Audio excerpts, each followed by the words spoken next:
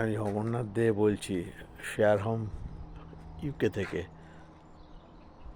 আজকে আমরা একটা ভিডিও করছি, যেটা হচ্ছে পার্সোনাল, ইউকেতে পার্সোনাল গার্ডেনিং যেটা হয় সেটা সবাইকে নিজেকেই করতে হয়, বাইরের লোককে দিয়ে করা সম্ভব না, কেন তাদের চার্জেস প্রচণ্ড বেশি, সেই জন্য নিজেদেরই করতে হয়।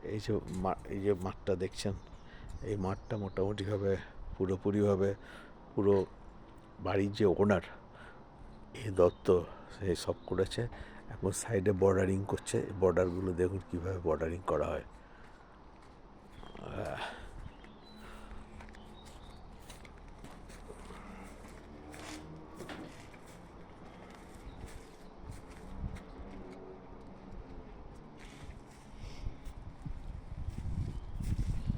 এই যেগুলো দেখছেন, এগুলো হচ্ছে রাবার রাবার রিক্লেম থেকে তৈরি করে, এগুলো হচ্ছে গিয়ে মোল্ডেড করে তৈরি করা হয়েছে। এটা হচ্ছে বাগানের এন্ডগুলো দেওয়া হয়, তো এগুলো লাগিয়ে দিলে এদিক থেকে মাটিটা আর আসবে না, সেই জন্য এটা এন্ডগুলো করে দেওয়া হয়েছে।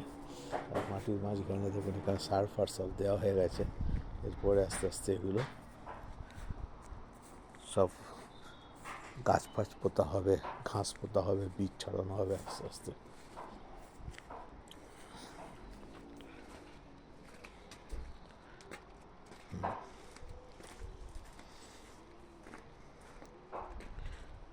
এখানে দেখুন মোটামুটিভাবে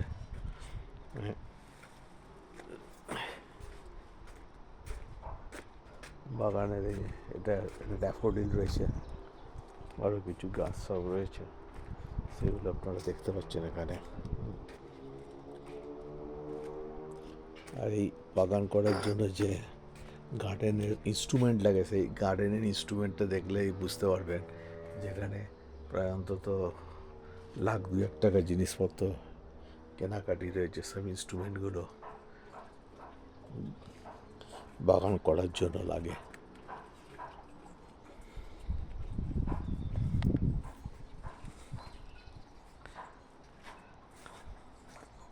এটা আপনারা দেখছেন, এটা এই যে গার্ডেন করার ব্যাপারটা যেটা দেখছেন আপনারা ইন্ডিভিজুয়ালি, এই যে এখানে ইন্ডিয়ার কথা আমি বলতে পারবো না, কিন্তু ইউকেতে এখানে গার্ডেনিং করতে গেলে মালিককেই সব কিছু করতে হয়, কারণ এখানে লেবার পাওয়া যায় না। প্রথমত লেবার যা পাওয়া যায় সে প্রচুর চার্জেস, সুতরাং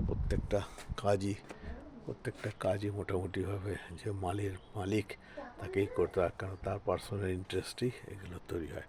গার্ডেনটা দেখুন কি সুন্দর সাজানো গোছানো, চারিদিক দিয়ে সব লাইটিং ফাইটিং করে গাছগাছালা দিয়ে তৈরি।